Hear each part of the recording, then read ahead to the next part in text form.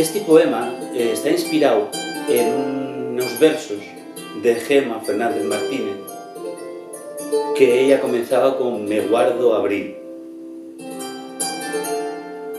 Y por soyerte, del suave cuerpo de un cumulonimbo de algodón, bien me mayo. Col sol reposo al verde, los calores floríos y los sos capullos nocturnos. Siempre mayo, pola soyu, pa gastala en fronteres, pa desfacer lo fecho, pa recoller melodías de atapecer naranxa y beber el so zumo.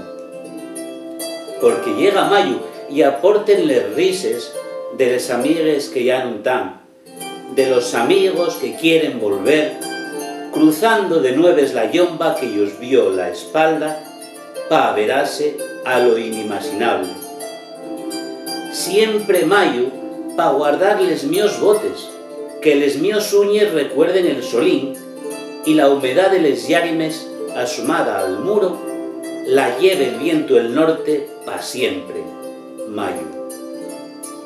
Pa ser prímula en corazones nuevos, de guindes que nun se ferruñen, onde veme espellada sonriente por placer, como ménade simielgando el tirsu.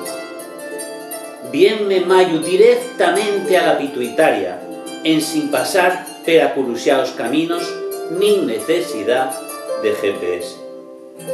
Fórxame, tállame y saca de mí veleros de arumes desconocidos en el lóbulo frontal. Por ser mayo, espero por xuno, espero por ti. Por calor de los pétalos de los dos llavios sonrosados, que aunque desaparezcan, desearán sabor pa tornar por mayo.